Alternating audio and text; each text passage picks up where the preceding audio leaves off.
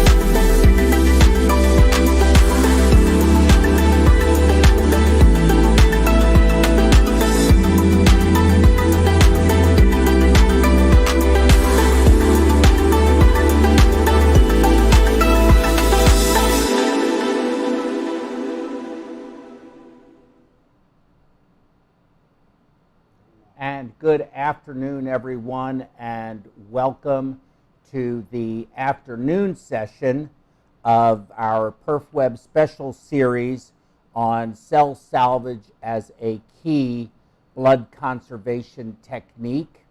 I'm your host, Joe Basha, with PerfWeb, and we would like to thank Haemonetics for a very generous, unrestricted educational grant to bring you this special program, special series. We plan on doing several of them, hopefully even more than that afterwards. So we want to thank Haemonetics very much for this privilege and opportunity.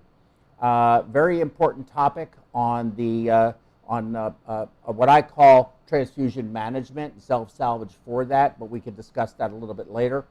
Some of my philosophical concepts of how we say things. I'd like to take a moment and introduce what is our really just esteemed faculty. Here in the studio with me and to my immediate right is someone who you've come to know in the PerfWeb series, Dr. Hany Samir. Dr. Samir is an assistant professor of cardiac surgery, critical care, and transplant quality, assistant professor of clinical anesthesiology in neurosurgery at the DeBakey Heart and Vascular Center, Houston Methodist Hospital, and that's at Texas Medical Center, Houston, Texas. Welcome, Dr. Samir. He's also the director of Telehealth HS Consulting. He is really I think at this point, a recognized expert in the field of telemedicine, as well as many other things, including autologous cell salvage and managing Jehovah's Witnesses. So we're really excited that you're here talking about this topic. And working with Dr. Samir and coming to us from all the way in Würzburg, Germany, is Professor Patrick Maybaum. He is a professor and director of the Department of Anesthesiology, University Hospitals Würzburg, Germany. He has published more than 200 journal articles and reviews in the areas of patient blood management and intensive care medicine. He's also the director of the German PBM, which is patient blood management. I'm assuming that's patient blood management is what PBM is standing for there. Dr. Maybaum, maybe you can clarify that. But autologous blood management, ABM, all of these things, very important. But I think that's very exciting. And it's really interesting to me that here we are some, 20 years later, and we're still not seeing the level of adaptation or adoption of autotransfusion in our practices. So I find that to be very interesting, and I'm really looking forward to your guys' lectures on perhaps why that is, and really emphasizing the import of autotransfusion as a component, an absolutely required component for any robust surgery program. It doesn't have to just be cardiac, and I know you guys will be talking about that Earlier you saw a QR code, and David can bring that up a little bit later. I don't know if he can do it right now, but please make sure you click that QR code so that you can do the evaluation on this program. There's a lot of things about this that you are going to want to tell us so that we can continue to bring you really good quality programming here and beyond. Okay, so that's very important. Also, this program is approved for 1.2 Category 1 CEU by the ABCP for those perfusion colleagues out there watching, but really our target audience is perfusion, but also anesthesiologists, surgeons, nurses, program directors, nurse practitioners, mid-levels of every kind. So please, neurosurgeons, orthopedic surgeons, so please share this with your friends and your colleagues because this is important data. I would like to just very quickly get Dr. Samir started. I think his slides are ready to go. No, Dr. Maybaum first. Okay. Yes. I always get this messed up. I am so sorry. Thank God there's somebody over there that is telling me what to do right.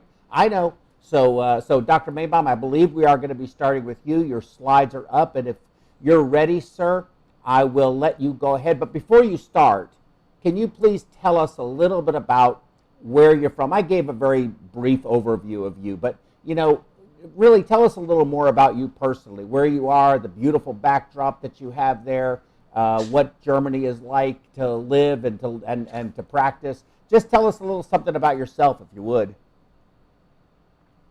Hey, so thank you very much for the invitation and for the short introduction. So I'm Patrick Maybaum. I'm working as an anesthetist and intensivist at the University Hospital in Würzburg. I went to a medical school in Göttingen and I worked in Kiel and in Frankfurt several years, and now I'm started with as a director a few months ago at the University Hospital in Würzburg. So I'm 42 years old. I'm working, I see a lot of patients with anemia, with problems with hemoglobin, with patient in the OR with coagulation problems, coagulopathy, and for the last 10 years we are focusing on blood conservation techniques, on patient blood management and how to improve patient care, how to avoid unnecessary allogenic red blood cell transfusion. And yeah, probably that's the reason why I was invited, and I'm really happy and I enjoyed the first session. And I'm going now to talk about cell salvage systems, how do they work, and in the second part, after the talk of Dr. Samir, I wanted to talk about the role of cell salvage in the context of blood sparing techniques and patient blood management programs. Mm-hmm.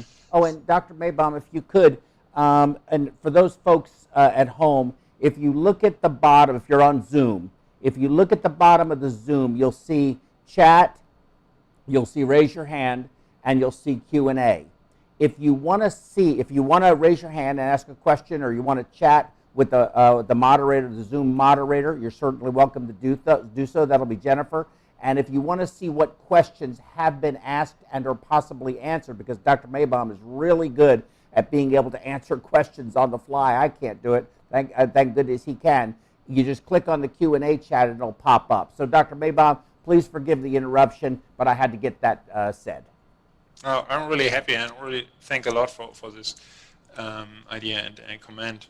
So if you go to the next slide, then here, ladies and gentlemen, I'm going to show you some pictures of my hospital, and here you see a bleeding patient after cardiac surgery, and on the next picture you see an OR after really trauma, an accident, and on the next you see a patient bleeding after major vascular surgery, and on the next slide you see that in some of these patients we are able to collect bleeding blood. We can collect blood in a reservoir as a first step, and from our point of view, this should be the standard in most of patients with massive bleeding or major bleeding, or in any type of surgical procedure with a blood loss of more than 500 milliliters, just to avoid bleeding associated coagulopathy or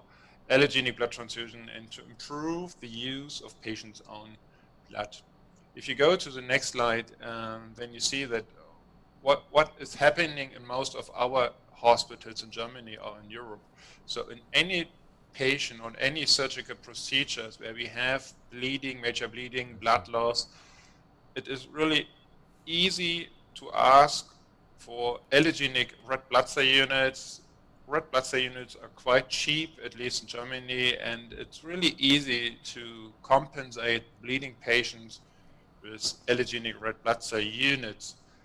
And I mean, the key question is this the only way to treat patients, or can we go for other ways? And on the next slide, you see that a lot of hospitals are doing a different way. And here you see data for patients undergoing isolated primary CABG surgery. A lot of United States hospitals have been analyzed, and you see that there's a huge variation, and there are some hospitals who are quite good and can do CABG surgery without any blood transfusion, or with really a minor part of patients, only 10 or 20% who receive allergenic blood transfusion. And at the opposite, there are a lot of hospitals who are doing CABG surgery and who transfuse almost every of their patients. So a huge variation. And the same is true on the next slide for patients undergoing orthopedic surgery. These are data coming from Austria, and here you see huge variations between different hospitals for the same type of surgery. So these are patients after knee and hip replacement surgery, and you see hospitals on the left side with a really low transfusion rate, and on the right side, hospital number 10 or 14, where you see that probably almost every patient receive at least 1 unit of red blood cell unit. So a huge variation, and I have no idea what is the underlying mechanism, but you see that most of physician hospitals are doing a different way. And on the next slide, you also see that transfusion of allergenic red blood cell units might be associated with major adverse outcome. We see, at least in a lot of observational data, we see an increased mortality rate, we see an increased risk of morbidity, we see an increased risk of infection, we see patients with transfusion reactions, and of course, any unit that you transfuse, from a blood donor that you are transfusing to a patient, is associated with costs. So these are really a lot of problems that are associated with allergenic red blood cell units. And on the next slide, you see that even the journal Nature has focused on this problem, and they are saying that if you save the blood of the donors, and if you keep an eye on the most important and most urgent patients, you probably save more lives. So the message is save blood, and think about if transfusion is really necessary, and thereby you probably save more lives. And on the next slide, you see the alternative concept. So in any type of major surgery with a predicted blood loss, you should use any blood conservation technique and cell salvage, cell recovery. And this is working quite easy. So if you collect blood in a reservoir, and this is probably happening in almost every surgical procedure, but if you try to reuse and retransfuse this blood, you need anticoagulation. You put heparin into the reservoir with the suction process, and then in the next step, you see if you use a cell salvage device, whatever you have in your hospital, you can wash, you can prepare patients' own blood, And on the next slide, you can see that you might be able to produce a patient's own red blood cell concentrate by his own blood, and this can be used for retransfusion. And what you can see here is that collecting blood in a reservoir has roughly a hematocrit of 10 or 15 and is diluted, but by using a machine, you are able to get a concentrate of red blood cells, and this has mostly the same quality as an allogenic red blood cell concentrate, and thereby you can increase hematocrit, you can increase hemoglobin of the patient. This should be the alternative, and this should be standard in major surgery or where you have blood loss higher than 500 milliliters up to 1000 milliliters to avoid unnecessary blood transfusion. And on the next slide, you see some data from our hospital, from our study in Frankfurt, where we looked at the quality of cell salvage and red cell separation process. And on the left side, you see the hematocrit of the blood within the reservoir after collecting. And hematocrit is low, but this was predicted. And what you can see here, you can measure the hematocrit in the central lab, or even there are some devices that can measure the hematocrit during collecting and during processing. And on the next step, you see that after washing and after cell separation process, you are able to increase the hematocrit up to 70, 80%. And this is really similar to the allogenic red blood cell unit. And this washed red blood cell unit now can be used for retransfusion, and the patient receives his own blood back after surgery or during surgery. And on the next slide, you also see that the cell salvage devices, they are able to produce red blood cell concentrate, but they are also able to wash out and to remove all the other elements and factors and cells that are not wanted. So here you see that using a cell salvage device, you are able to remove potassium, you can remove protein, albumin, you can remove heparin, free hemoglobin, and you can even remove leukocytes and platelets. So to summarize these data, you can see that cell salvage devices that are on the market, they are able to produce a red cell concentrate without all the other elements, and they are able to remove all these things that you are not probably want to retransfuse to your patient. And on the next slide, you see some important indications. And cell salvage is mostly used in major orthopedic surgery, in major vascular surgery, in cardiac surgery, in liver transplantation, in trauma, and in other type of surgeries. And you see there is really a broad spectrum of surgical procedures where cell salvage should be standard of care to collect in the first step, and then to process and to wash and to retransfuse patients' own red blood cells to avoid allogenic blood transfusion. And on the next slide, you see our data from a meta-analysis summarizing all the available evidence published in the last couple of years in terms of the clinical benefits of cell salvage and potential side effects. And on the next slide, you can see that putting together all the trials, we found out that using cell salvage, you have less patients with allogenic red blood cell units. And in the next step, you even see that cell salvage results in less red blood cell units per patient. And in the next step, we could even found that most of the studies found a lower infection rate in the group of patients that received cell salvage compared to allogenic blood transfusion. So really, there's a clinical benefit in terms of reducing red blood cell unit transfusion, and there might be even a benefit in terms of infection rate. And on the next slide, you can see that on the global view, if you put together all the available evidence in terms of cost effectiveness, then you see in the next step that putting together all these issues that, the next slide please, that using cell salvage is really cost effective, at least in these patients where you think about one or two allogeneic red blood cell units, and in cases where you have massive bleeding and a higher amount of blood loss, cost effectiveness is more pronounced using cell salvage.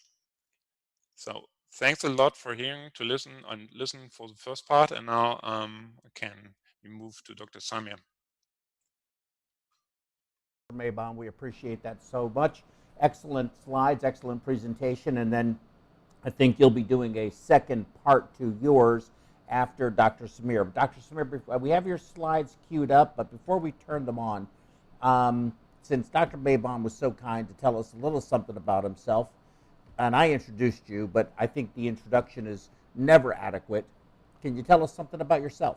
I'm a cardiac anesthesiologist and a critical care attending, and I have my passion is transplant and MCS and ECMO. You know a lot about ECMO. That is very true. And what about telemedicine? I have to say, a new and upcoming telemedicine, which is sweeping not the U.S. only, but the whole world. Mm-hmm. And in your experience with autotransfusion, just very quickly, you have a lot of experience with this beyond just the operating room. So Absolutely. You really advocate for this on a broader level in critical care. Absolutely, which is not really something widely accepted so far, but I don't think you should hesitate. People are afraid because they don't see it in the ICU. They're not used to it. But just think about it. All this patient's blood that goes in the chest tube, that goes into the garbage, we can salvage it and give it back to the patient. Mm-hmm. Excellent point. Okay, so Dr. Samir's slides are ready to go. Thank you, Dr. Samir. Thank you, sir. Well, thank you, everybody, for having me here today. We'll check our agenda here quickly. We'll talk about the indications, post-op use, ethical issues, blood shortage in the U.S., why it happens. So what is cell salvage? Very quickly. I mean, I'm just, again, getting the blood from the field by active suctioning, using hard suction catheters or NG tubes, for lack of a better thing, in the ICU. Intraoperative blood salvage, we want to get this blood and give it back to the patient. Obviously, we all feel it's less harmful than allogeneic RBCs.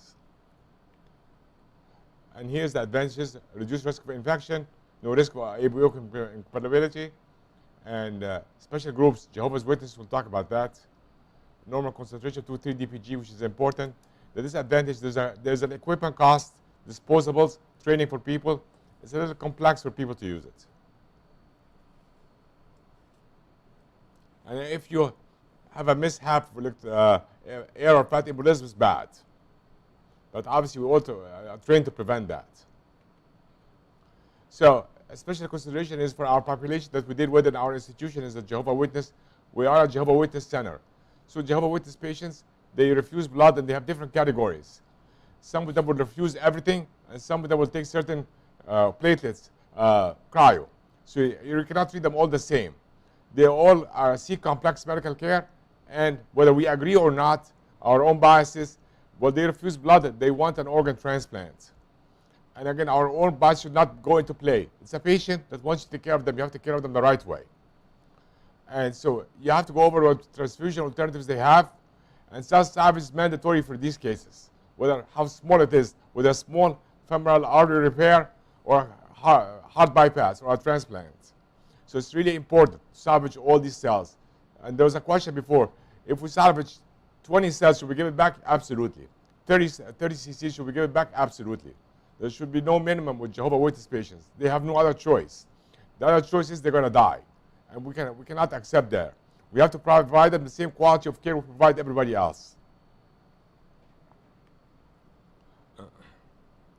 So here's the most important thing we have to understand with Jehovah's Witness patients, that the blood is okay for them to get back as long as it's continuous. And we're going to show that, we see the diagram later on, how we connect it. And you can do normal volemic hemodilution. If it doesn't stay connected to the patient, that's okay. HD and CP bypass is okay because it's still connected to the patient continuously. So if we take normal volumic heme dilution, we take a couple of units off, replaced by saline or albumin, if they're okay with albumin, and then we can give it back again at the end of the procedure. And we're going to talk about, we're doing transplants, and we're going to show here a family that had lung transplants from us, or they're all Jehovah's Witnesses. And we have one of our surgeons who specializes in that. On the upper right-hand corner, I want to show this consent. It has no blood with an arrow across it, so really nobody can make a mistake. Even when we put on the board, we identify them, which is sometimes controversial, as a JW patient with no blood with a line across it. So nobody makes a mistake. Because the mistake for them is like death, equals death. They would rather die than get blood. And I always have the conversation with them. You have to have a very honest and blunt conversation. Nothing wrong with that. And again, we were able to transplant those patients safely, and they were survived and went home, and they're doing very well. And we have steps. We get their hemoglobin up and hematocrit up pre-op, apogen and everything, iron and everything else. And here's some of the setup, how we keep it continuous. Then we're going to see here's again, where you put if it's a peripheral 14 or a cordis, and that's hooked up with a tubing to the bag. We're collecting from the chest or from the wound, whatever it is, and we will either infuse it continuously if it's high volume, or the WASHOUT depends on. The most important is there's no discontinuity of the line at no point. This can come out. This can come out and shake it, do anything with it. You have to keep it going continuously. It has to always be attached to the patient. Same thing if you're in the ICU. You have your suction catheters in the chest, hard or soft catheters. You're sucking out the chest and giving it back to the patient continuously. No interruption whatsoever. Again, same here. So clinical benefits with cell salvage, reducing hemolysis, high hematocrit reinfusion, and improved outcomes. Although we're going to talk about there's no reduction of mortality. This was a study from Landau. We're just going to go a little more. So Landau in 2018, he compiled the first data on performance and outcome, and that's amazing. That's only 2 years ago. And that tells you cell salvage, although we've been using it, we haven't looked at it on whole for a long time. Why is that popular? That's something we're going to discuss later. Is it because people are afraid of it? Is it because of cost? Is it because of equipment? Lack of familiarity? I'm not sure. So Landau, we took two cohort studies, two cohort patients, orthopedic surgery, cardiac surgery, and the endpoints were red cell separation, performance, and washout quality. We're going to look at that. The inclusion were age greater than 18, elective orthopedic or cardiac, so no emergency cases. Blood loss greater than 10%, which I'm not sure I agree with. Exclusion was pregnancy, and as we said before, and I got confirmation when we had a break, there is now, people are thinking of using cell salvage for vaginal deliveries, not just C-sections. And it's a controversial subject, and there's a paper now being submitted for acceptance from OB-GYN for acceptance of that, and there's also the concern about the particulate and having two suction setups in the field. Is that going to be feasible? Is that economically better? And for me, you get a safe blood and give it back is the best thing in life. So what's the German guidelines? And we have I'm glad we have Dr. Maybaum, that sufficient hematocrit between 55 and 75%. That's good quality return. And the washout evaluated for potassium, albumin, heparin, prehemoglobin, white blood cells, and platelets. So they looked at the cell salvage, the hematocrit out of the machine itself and in the lab. And so out of the machine itself, the hematocrit was about 12 with 10 to 14 median. And in the lab was 14.9, 11 to 29 variation median. And p-value was that is comparable. And that's the PRC, the concentration 78.5 with 71 to 84, and in the lab 73.7, 67, 75. There's no variation. So it shows there's no variation in between the lab and the machine itself. So you can believe the machine reading. If it's telling you that's the hematocrit and the pre-RC concentration. There was no variability. And now the washout quality. For K, potassium was 92.5, median, minimum 73, 99 max, and you can look at the rest. I look at the K most importantly. White cells, 72.4, 9 to 95. It's an interesting range. Platelets, 94, 63 to 99. May I ask you, just because I'm going to forget this, but can you go back to the previous slide? So just very quickly, what you're looking at here, just for clarification, is actually the devices that measure the reinfusion hematocrit. Absolutely. Going into the They use the CAT bag. Smart. They use the CAT Smart. Gotcha. And they use the measure the reinfused hematocrit, which was 12, but they reinforce it by the lab. So make sure the device does work. So the lab showed 14.9, PRC was 78.5, labs showed 73.7. So very close. Yeah. And then the next slide you were at, again, go back to your forward slide. Okay, so in this, the washout quality, you see the potassium removal. The median was 92.5. For the range was 73.3. The minimum and the max was 99.1. But focusing on the WBCs, because that said even with the free hemoglobin, how did they talk about and the platelets? Did they talk about their technique? Were these full bowls, partial bowls, particular type of machine? Because that is a pretty wide range, from 9 to 95.9. It is. I have to tell you, for the YBC, I was looked at that 3 times to make sure it's not the wrong number. You know what I'm saying? But it's not the wrong number. It is. I would have to review that article. I think everyone anyone who reads it should review that to consider what their technique was. And if Dr. Maybaum knows, Professor Maybaum, he certainly during the discussion, maybe you'll make a note of that and we can discuss that. Go ahead. I'm so sorry to interrupt. No problem, sir. Okay. And again, same graph that Maybaum showed about the removal, just for our graph size. So again, what did the study show from Landau? That we remove sufficient red cell separation and good washout quality, and this patient are getting quality blood back. So, as Dr. Maybaum is going to talk about, it's a whole approach. It's not a one thing. Erythropoietin, iron, okay, pre-op, which is normal for me. Normal volumic hemodilution. Again, you have to do it the right way. If you do not do it the right way, you're going to lose the blood. The blood has to come out. Mix it with citrate, special bag, special setup. You have to have the scale shaker so you don't clot off. The worst thing you can do to a JW patient, take their blood off and let the clot outside the body. That's the worst thing ever, obviously. I mean, now infusible oxygen carrying fluids, we talked about it before. There's no final approval. The military is working on it. I'm sure it's going to get approved by the military first, then Europe, and then maybe FDA will approve it here.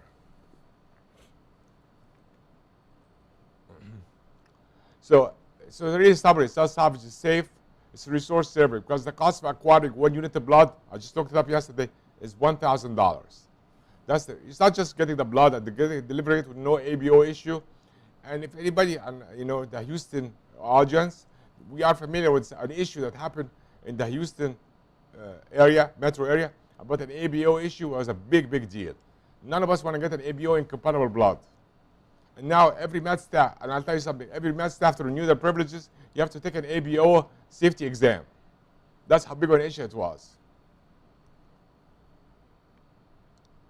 So anticipated blood loss indication, the indication, actually the published indication is greater than 20%. I really am not sure I agree with that. And maybe I'm too stingy, maybe I'm crazy.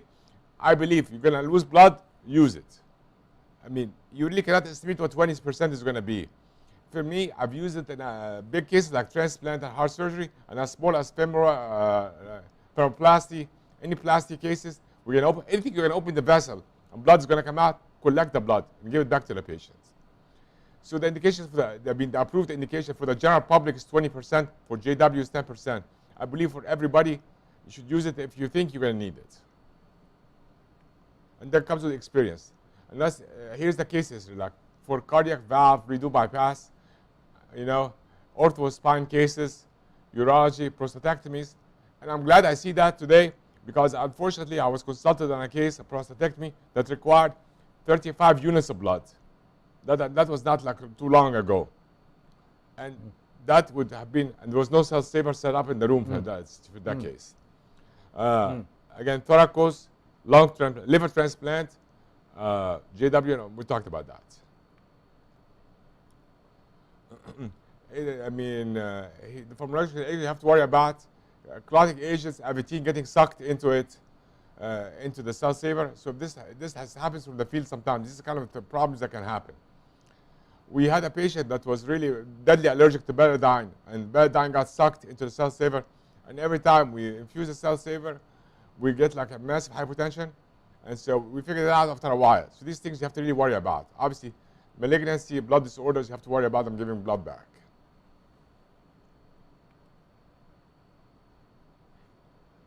So here's Dr. Maybaum's meta-analysis, and I'm glad we have him here. Please come, Dr. Maybaum, on your meta-analysis if you have anything you would like to add. And he did an amazing work. We're going to go over what they did. They looked at all surgery type, randomized to either a control group or no salvage group. And the data was the risk ratio. They looked at the median differences. They looked at the number of patients who were exposed to allogenic RBCs. They rated 1140 search results. 47 trials were included. After they looked at 1140, only included 47. That's amazing work. And the savings was 0.2 units of allogenic RBC per patient reduction, 28% reduction risk of infection, and 2.3 days reduction in hospital length of stay. But again, did not reduce risk of mortality. Because, and Dr. Maybaum had answered this before, that this was one intervention only that would not affect risk of mortality. And no statistical differences observed in patients exposed to re-operation, plasma, or platelets, or rate of MI or stroke. Again, it's one maneuver only. So based on this meta-analysis, which is an amazing meta-analysis, the biggest comprehensive meta-analysis for cell salvage, WASH cell salvage efficacy in reducing need for allogenic RBC transfusion in surgery and decreasing risk of infection. And I would recommend it for everybody. You think about, and I'm going to talk about, think about use it, use it.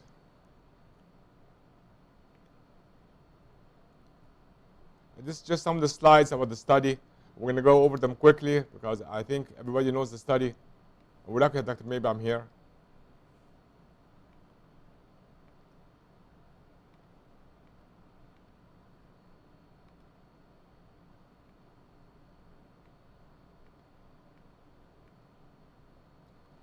And now this is the guidelines that came up from England about when to use cell salvage by Dr. Klein. And we're going to go over some of these guidelines because I think these guidelines are very important. You know, I mean, should we use it? Yes, whenever, you know, expecting blood loss, yes.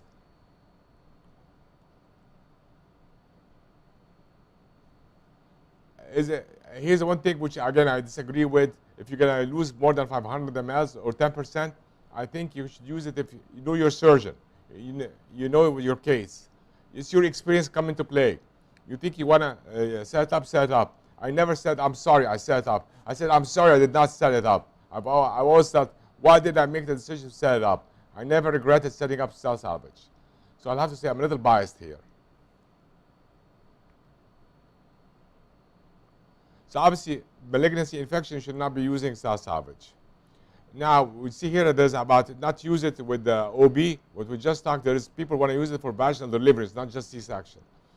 And again, we would think having 2 suckers on the field is very important. And this is again recommendations from, you know, in 2018 about not using it for C-section. But again, I think this is all going to change now. Now, COVID-19. What happened with COVID-19 and blood donations? And I'll tell you, this is a very real experience in Houston. Obviously, we're one of the high numbers for COVID-19 in the country, and we do a lot of cardiac surgery, transplant, and we use a lot of blood products. Our blood bank was seeing severe shortage, like beyond severe. And I'll tell you, the shortage was because people don't want to go to the blood bank, and we have to social distance. and the blood bank is busy itself with doing convalescent plasma. So you have two issues: convalescent plasma by the staff occupying the blood bank, which is one of the big treatments that we're using in Houston, and people don't want to go to the blood bank to donate, and they're afraid. People are afraid to leave their house. They have to social distance, shelter in place, and you cannot blame them for not leaving their house. We'll put out a lot of calls for blood donations. We have to cancel our electives and scale back. But you have to remember, you can cancel your electives as much as you can and scale back. People are still getting sick. People require emergency heart surgery. I mean, the transplants were actually stopped at some point. Unless you get, but can you imagine? So now here's the issue. You're getting an amazing organ, but you're not doing the transplant because you don't have the blood product. That's really, I have to tell you, some crazy things.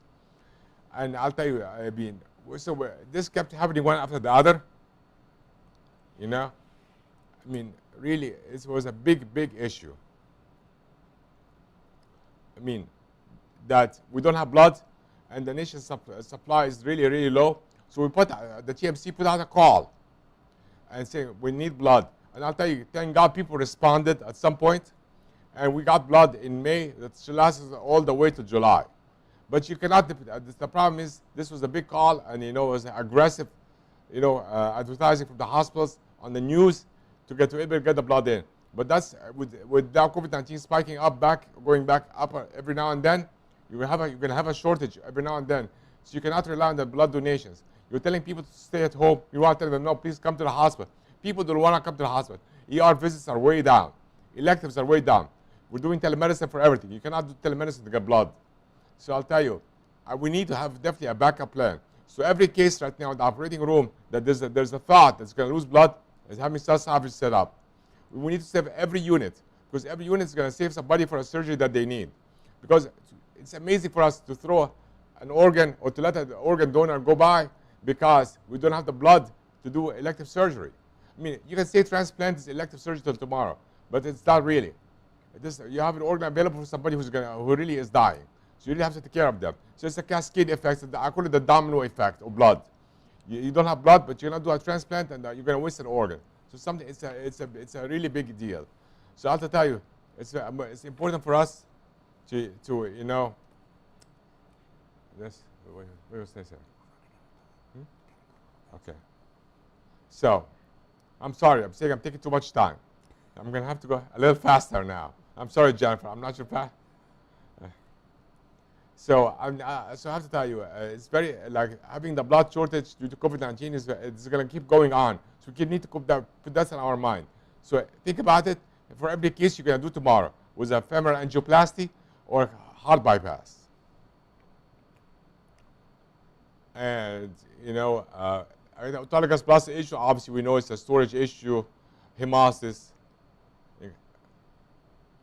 So here's a summary: improved outcome, reducing hemolysis, giving high quality PRBC, do a relatively inexpensive, not $1,000, and you can take care of a lot of different patients. Again, our Houston experience, the post-op experience, I'm going to go a little into detail. I learned this from one of our esteemed surgeons, Dr. Lobi, who's from Germany originally, currently in Jackson Memorial in Miami, where we come out to the ICU with open chest, and those with draining blood out, and we throw it in the garbage. And it was killing me to throw all this blood in the garbage. And you need to get the patient out to the ICU, warm them up, correct the coagulopathy, and then take them back, clean up, and then close again. So I'll tell you, we asked to set up cell saver bedside. It was a big resistance from the staff. What are we going to do? Is this not the OR? What are we moving the OR to the ICU? I said, yes, we're doing trauma surgery. So we collected it, and we collected 500 and give it back, correct coagulopathy, correct protamine, correct coags. So it was like a multi-level approach. And those patients stopped bleeding. We took them back, cleaned them out, closed the chest. It worked out very well. Now it's becoming a routine thing. And there's no resistance anymore. I mean, cell salvage bedside in the ICU becoming a normal thing. Actually, I got asked right now, we'll bring an open chest out. Is cell saver coming out with us or not? The staff now feels bad about throwing blood into the garbage. And they feel that that's not the right thing to do for the patient ever. So we're doing that. And I have to tell you something, it saved a lot of blood transfusion. We feel these patients do much better. And we feel like we're able to take care of them. There's no rush anymore.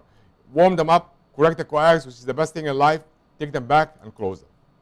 Saved a lot of lives.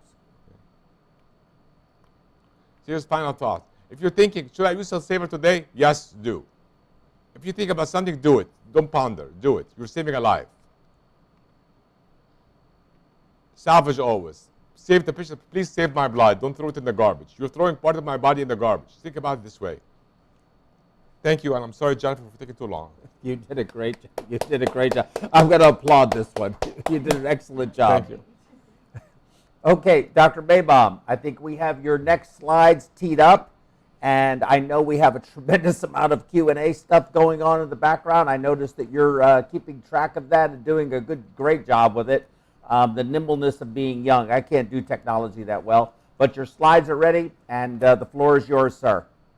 Okay, thanks a lot.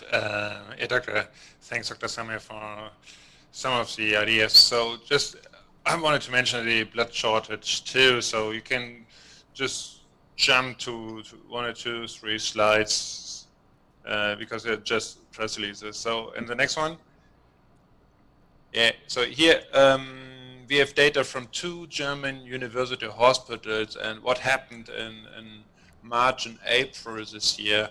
And what we observed that during lockdown and cancellation of elective surgical procedures, the type of cross-matching, number of cross-matching is going down. But on the next slide, you see that the total amount of allogeneic red blood cell transfusion is still high, or is probably the same as before COVID-19.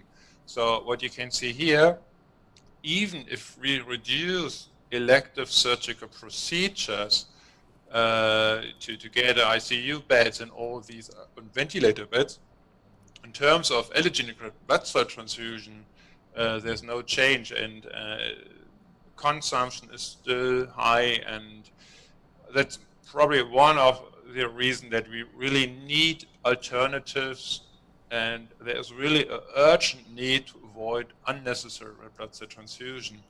And on the next slide, you see 2 articles focusing on this topic in terms of COVID-19 and patient blood management. And this is really a broad program, multimodal, including cell salvage, where we try to keep an eye on patient, where we try to improve hemoglobin levels and to avoid unnecessary blood transfusion. On the next slide, you see that the WHO has already recommended and suggested that blood sparing techniques should be in place to improve patient outcome and to reduce costs. And on the next slide, you see that there are national concepts in the United States, in UK, in Australia. And on the next slide, you see that even in the European Union, we have really global guidelines, programs about patient blood management, and the idea to avoid unnecessary blood loss and to avoid unnecessary allogeneic blood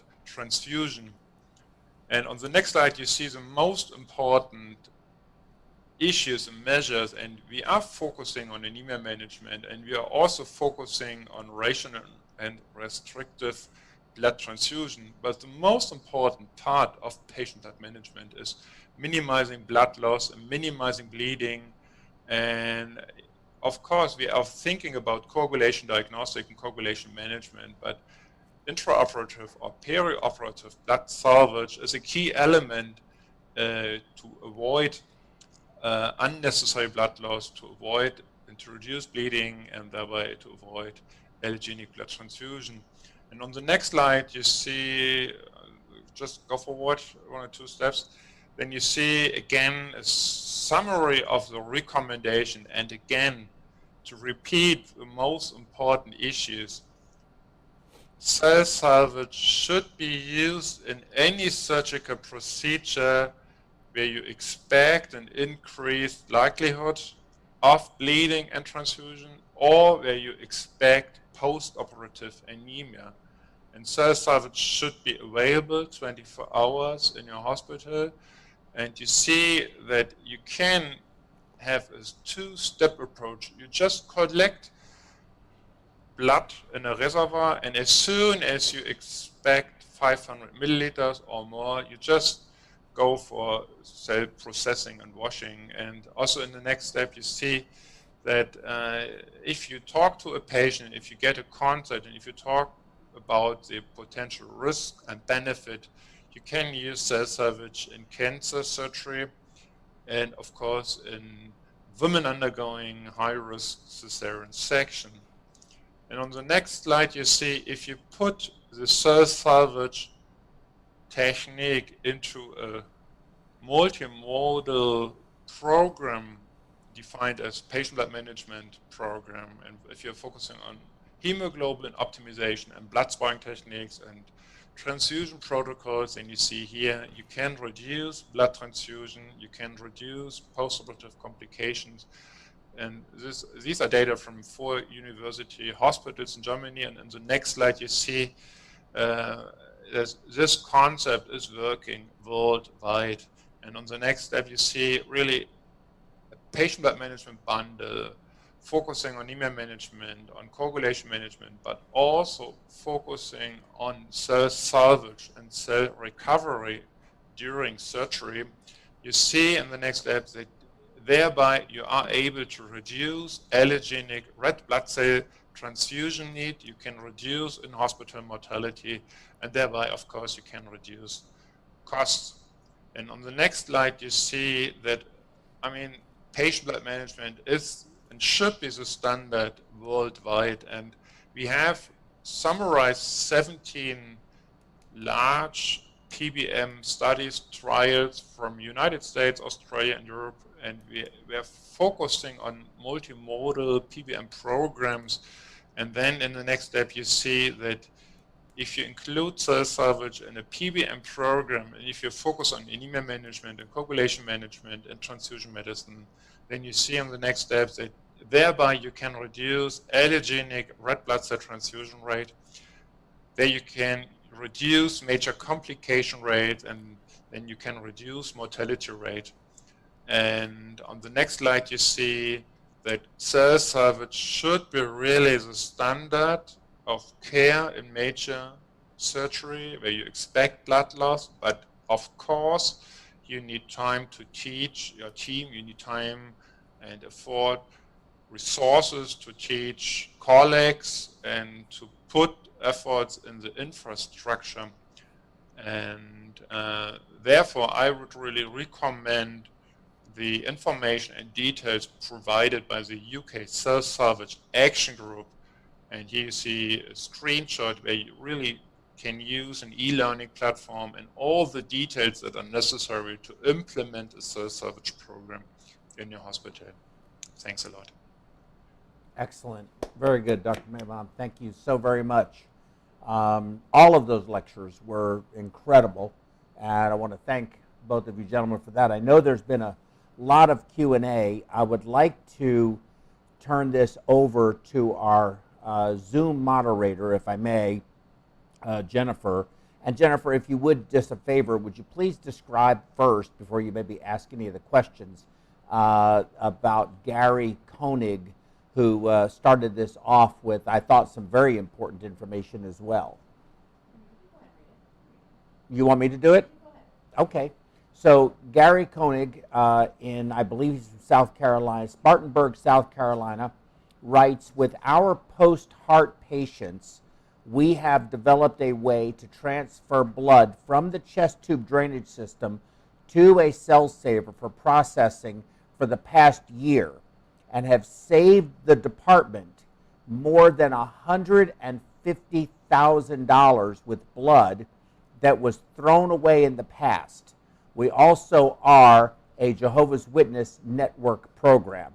I thought that was incredibly powerful, goes to everything that you said, went to everything that you, Dr. Maybaum, said, and very, very, very impressed by this. So now I will turn it over to, first I'll let you guys maybe comment on that, what Gary had to say, and then we can go on with some questions from our moderator. Dr. Samir? Well, Gary, I'm really glad to hear this, because now I feel I'm not alone in the world. I feel there's somebody else doing the same thing, and really it makes me feel good. So I really appreciate your input. Dr. Maybaum, you have any comments? Yeah, congratulations to this guy, to this team who has had this success. Okay. So if I may, I have several questions, or no, our moderator. So go ahead, because I can ask questions all day. So Jennifer, you have to take over. You have to take over from me because I won't stop asking things. Have you or your team utilized salvage of red cell mass in saturated surgical sponges of a mechanized patient? Okay. Can you say that again a little louder? Lap pads, soaked lap pads. Oh. Yes. Yes. Regarding the question on using Yeah. blood This from is- swabs. Yes, yeah. Soaked lap pads. Have we ever used the soaked lap pads? Yes. And okay, may I answer? Mm-hmm. Yes, absolutely. We've done that. It's a controversial situation, but yes, we have done that. Mm-hmm. Dr. Maybaum? Yeah, I personally know surgeons who use swabs and sponges and just press on the sponges to get and to save every drop and every cell. And it depends on the team, and it depends on, but I argue and I emphasize that collecting blood by the suction is probably more worse and less traumatic to the red blood cells itself. So, but before you just waste the swabs, yeah, try to get and to save every red blood cell. Absolutely. I think so too. And if I may, I read an article not long ago, and it was very interesting how you can take a red blood cell as long as you maintain it in a suspended state, and you can subject it to tremendous both negative and positive pressure, and it will deform and stretch, and as long as it's a viable cell, and eventually it will, when you relieve the pressure, it'll go back to its normal shape. But when you add an air interface, so Dr. Maybaum, to your point you just made, when you add that blood air interface as you do in a suction, it becomes very problematic for a red blood cell. They become very fragile and just don't like it.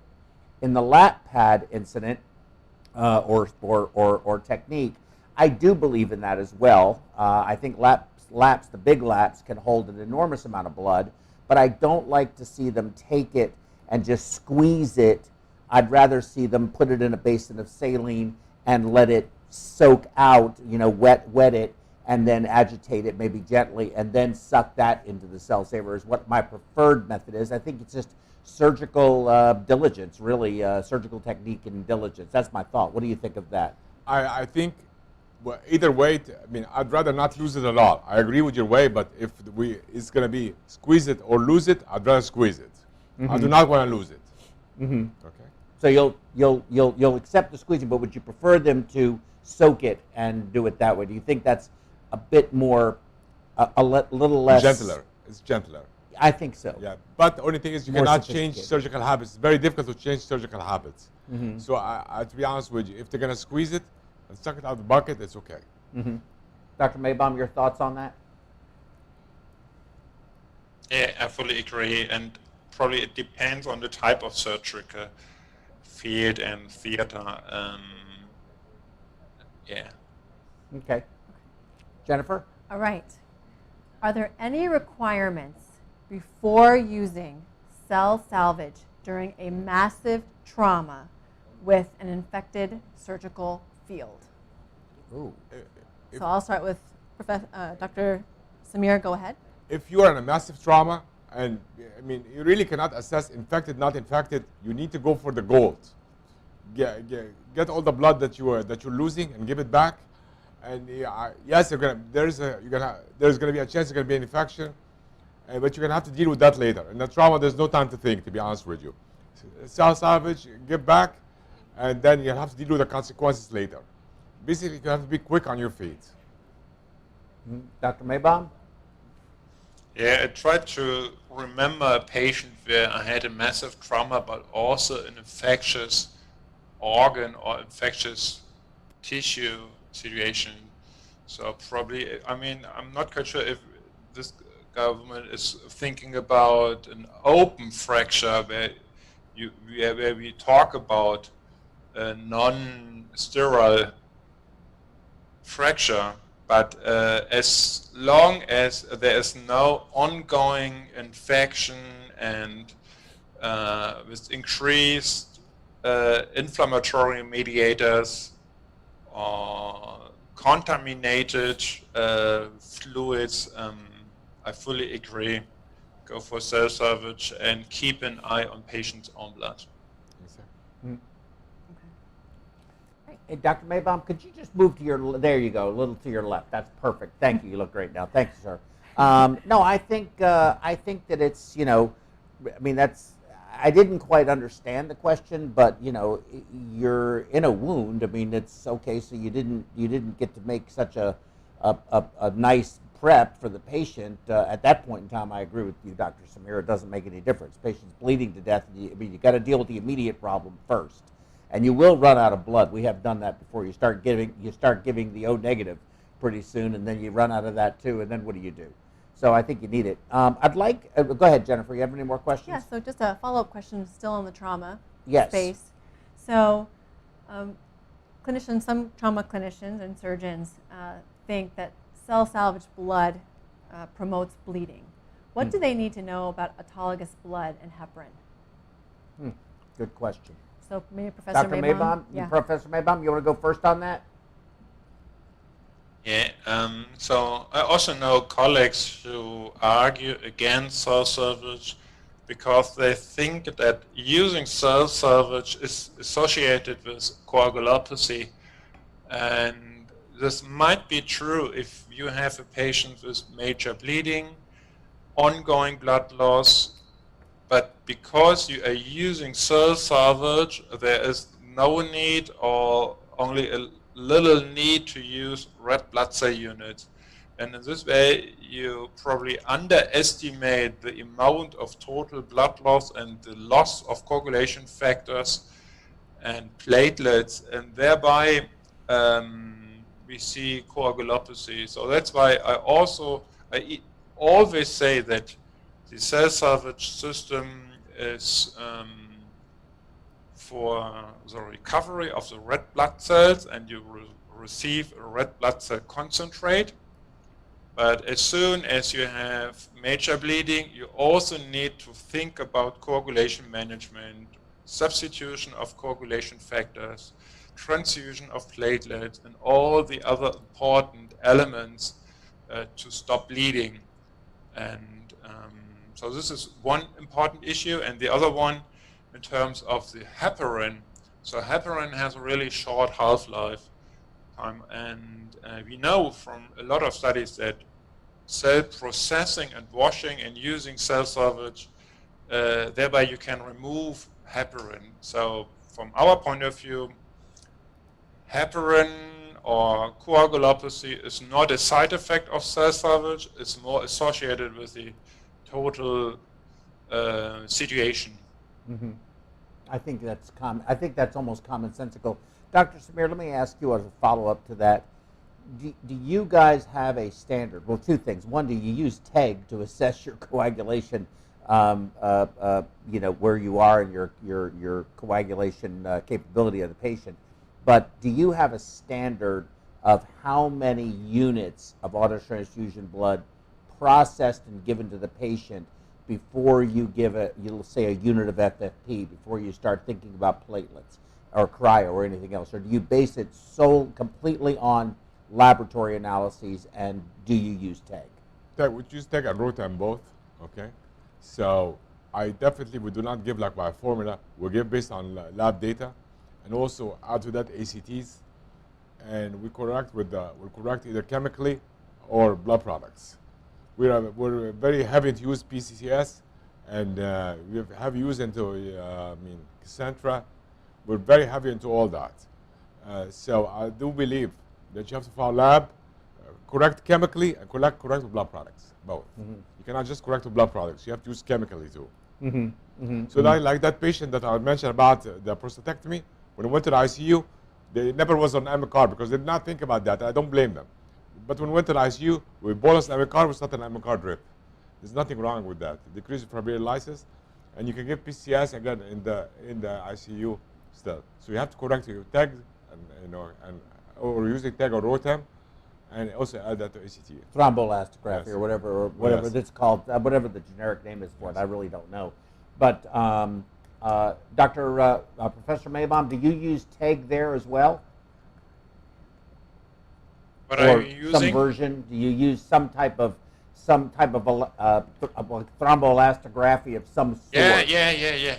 So in any type, so we have a European trauma or bleeding guideline, and there we have the suggestion, recommendation that in any type of ongoing bleeding and suspected coagulopathy, we should use bedside monitoring of coagulation.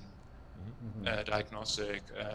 Yes, of course, we use this, and just to decide in the OR or on the ICU what might be the best therapeutic option for this patient. Absolutely. Okay. All right. Jennifer? Okay. So let's go on to another question. Let's see. Give me a moment.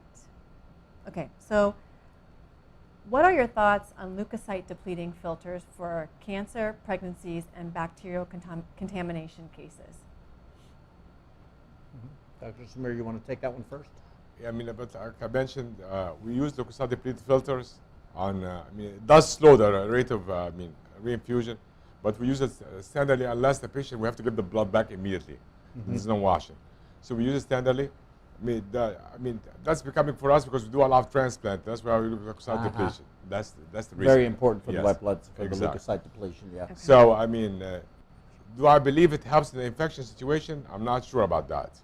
But for us, standard for the regular cases, yes, I do believe it helps. Mm-hmm. Okay. Dr. Maybaum? So leukocyte depletion filters are not quite important in our country as cell salvage in cancer surgery is not allowed unless you use radiation. And I personally have not much experience with use of leukocyte depletion filters, but I know from an experimental setting that it's not quite easy, and you need teaching and learning sessions how to use and how to think about the blood flow and the how to handle all these issues. So for some patients this might be an option, but most of surgical procedure that I presented, there's no need for any leukocyte depletion filter. Mm-hmm. Well, I have just a little bit of experience with these types of filters, and my only concern, I guess, for the questioner in this particular case, is that it does make, now in transplants, if you don't have to get the blood in a hurry and you're giving it back over time, Unless it's you put a fine. hole. But it is very slow. So you're gonna, if you really volume back into the patient, it's very difficult to do with the leukocyte depleting filter. It's going to be a slow process. That's the real limitation to it as far as I'm concerned. Jennifer, I'm sorry? Nope, that's very good. Okay, so aside from HIT patients and heparin-sensitive patients, are there any advantages to using ACDA versus heparin as an anticoagulant with the cell salvage device? Excellent question. Dr. Maybaum? Oh, you're muted. Sorry. I'm not quite sure what you mean by ACDT. ACDA. This is a type of Acid. anticoagulant? Acid citrate dextrose, ACDA or CPD, same thing. Okay. So like I what got you it. use for collecting blood. Yes, I mean, Calcium chelating. yeah.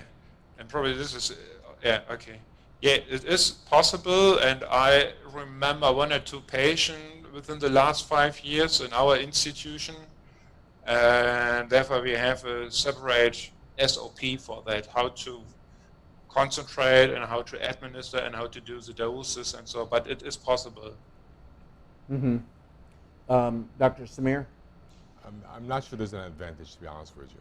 And if I may, hope you don't mind, but we use in many places, we use ACDA that are non-heart patients. If they're heart patients, generally speaking, we're giving them heparin. We'll go ahead and use heparin in the salvage system. But if they are, for example, if they are a HITS patient, we'll just convert it to ACDA, and we'll use Angiomax or something like that. Other than HIT? Yes. Other than HIT, no, except I think that if the patient is not going to be exposed to any heparin during the procedure, and you can avoid a heparin exposure in a patient, yeah, I think there's actually a benefit. I think there may a theoretical benefit anyway, because they do say that HITS can be a secondary, your second exposure is much worse. So, I like using ACDA. I think it works very effectively, and it's easy to use, and we like it. We use it for liver transplants. That's what we use. We don't use heparin for those. So I think it's a good option, frankly. Okay. But that's just my opinion. Not that anybody asked or anybody wanted to know. Okay. But I volunteered to do this. Jennifer, go ahead. All right, we have a few more minutes. So I'll direct this question to Dr. Samir. Is the cell saver being used in the ICU from chest tube bleeding, or are you washing it before returning it to the patient? Well, again, it's always going to be depend on the rate of bleeding. If you are bleeding and there's patients that bleed about a liter every 30 minutes, that we're not going to wash. We're going to give back right away. Okay, if the rate of bleeding is slow, we are going to wash and give back. Okay, and I wash and give back every 500 mLs as usual. But if there's a patient, I would unfortunately use that expression, hosing out a liter plus, we're going to give back right away. Dr. Maybaum, is that your experience as well? Unfortunately not. So in our country, it is not allowed to retransfuse any unwashed blood. So that's why we use a continuous cell salvage device, and thereby you have an extra mode for massive bleeding, and you just get retransfused back with a lower quality and a lower hematocrit. But anyway, we use the washing mode in any case. Mm-hmm. Mm-hmm. Very good, understood. Okay. Okay, very good. Jennifer, any other questions? One more. One more, please. Okay. We have plenty of time. What type of quality control do you require for verifying proper functioning of your cell salvage devices? Mm-hmm. I think if you have any question, you need to send blood from the cell salvage to the lab, and and make sure and check what the hematocrit is, and check the chemistry of that. Just as if it's the patient's blood, check the chemistry, check the CBC on the blood, and see what the numbers there. Mm-hmm. Professor Maybaum, do you want to respond as well? Yeah, yes, of course, thanks. From my point of view, we should focus on two endpoints. So the first endpoint, which is most important, is the production of a red blood cell concentrate, and thereby we should focus on the hematocrit. And the higher the hematocrit, the better the quality. And the second issue refers to the removal of unwanted elements and factors, and thereby we could focus on potassium, free hemoglobin, all these things, to get an idea about the removal of elements that are not wanted within the concentrate. Okay. Excellent. Jennifer? Okay. So last question. Should antibiotic be given to a patient when cell salvage is going to be used to reduce potential infection? That's an interesting question. Who wants to take that first? I mean, well, to be honest with you, routinely for every case in the U.S., antibiotics are given. Well, that's right or wrong, that is the case. For surgery, not necessarily for autotransfusion. No, for surgery. That's right, what I it's say. given prophylactically. Yeah, given prophylactically. So that is happening anyway. So you really cannot say, oh, we're going to give or not give today, depending on the use cell saver. Because routinely for every case, antibiotics are given. Mm-hmm. Okay. So, Professor Maybaum, is that your experience as well? You prophylactically give surgeries, any open procedure, antibiotics? Yes and no. So we defined specific surgical procedures where we use antibiotics about 30 minutes before skin incision. But at the time point where we think about cell salvage, this has nothing to do with any antibiotic. So Exactly. a repeating dose of prophylactic antibiotics is more related to the time of skin incision and blood loss, and to avoid and prevent wound infection. But this has, at least in our country, nothing to do with cell salvage. Yeah, Absolutely. here either. Me Yes, I too. think we all agree with that. Yes. Jennifer, anything else? I think we Is there a last question? I think we have gotten through them all. Okay, good. So if I can ask a few questions, I've really bitten my tongue hard. I'm really only going to do one. And I'm going to ask both of you to answer the same question.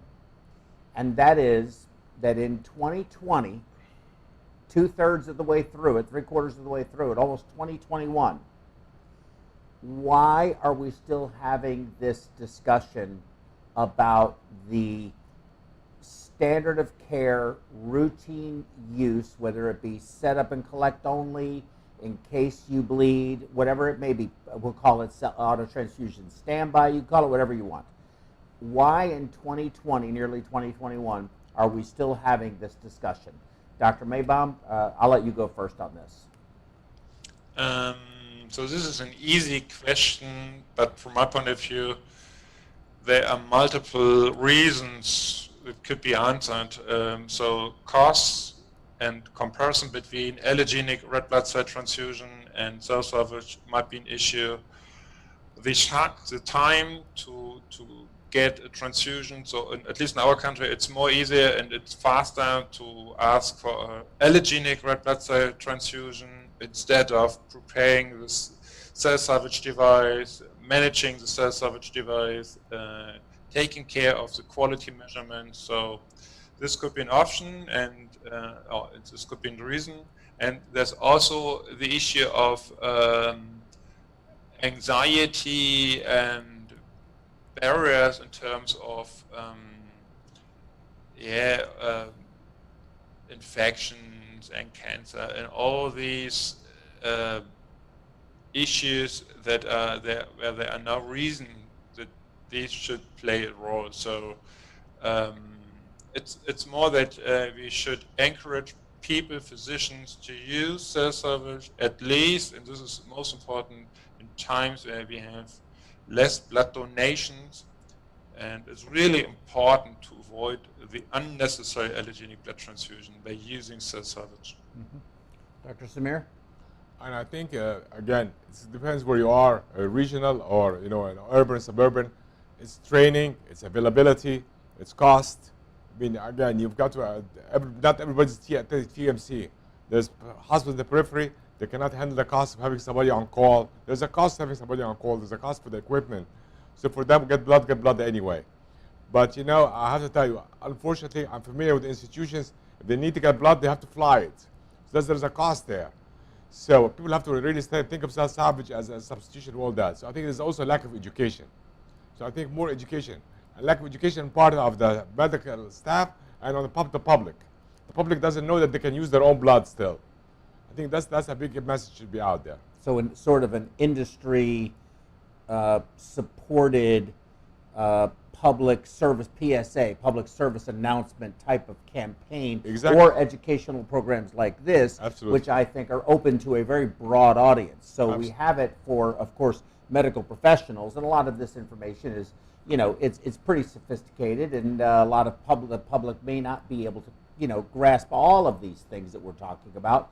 But I think they grasp enough, and I think services, for example, like the organizations like the Jehovah's Witness organization, if they're watching this, anyone from there watching this, are going to take stock in Dr. Maybaum's philosophy, your philosophy, and where you are, and they're going to gravitate those directions. But me, I'm not a Jehovah's Witness, and if you can have take care of me and not give me allogeneic blood, I'm going to be really happy.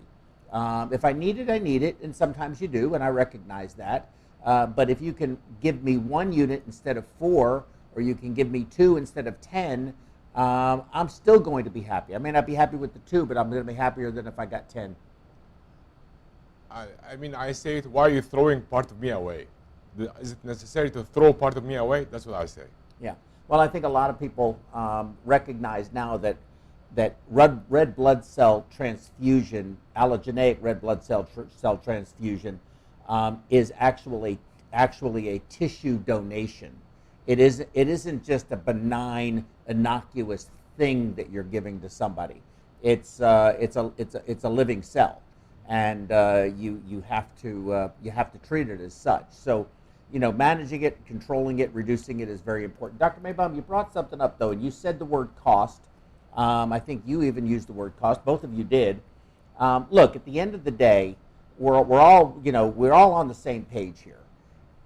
Given what we understand to be not the raw acquisition cost, but the actual cost when you go through all of the processes of delivering a unit of blood into a patient, everything that has to happen from the time the order is given to the time it's actually infused.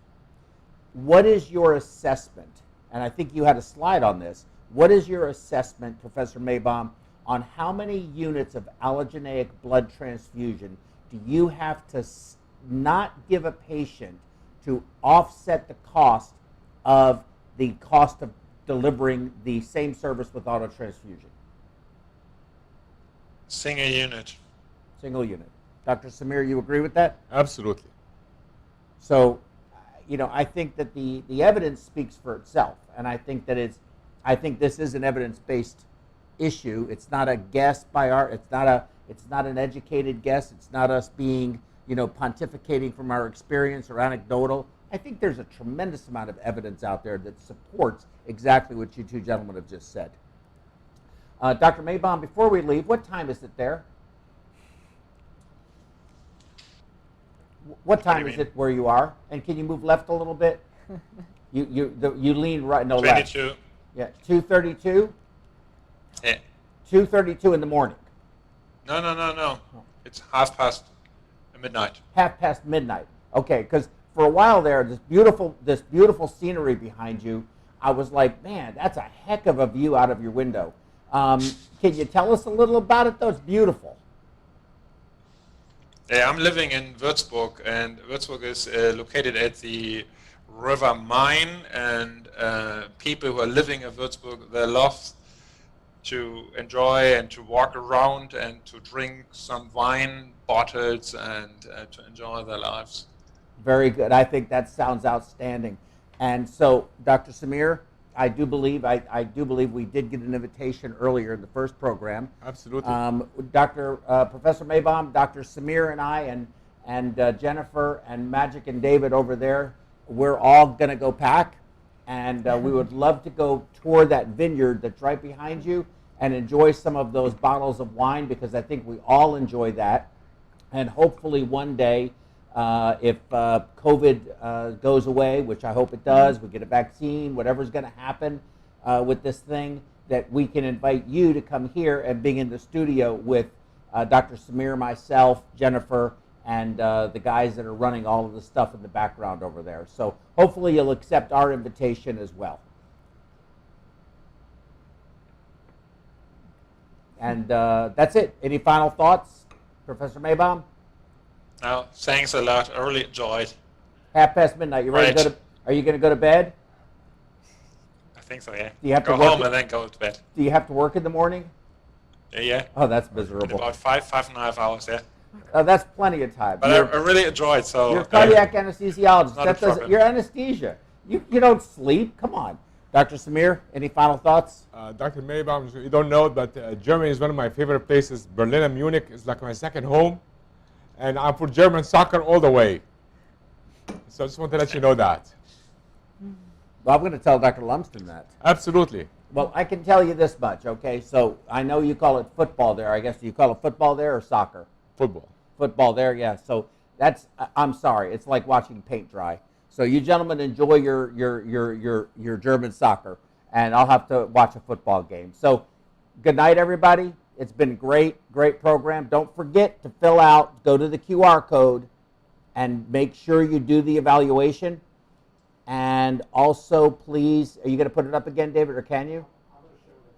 We're going to show it at the end, so please do the evaluation. It's critically important that you do that.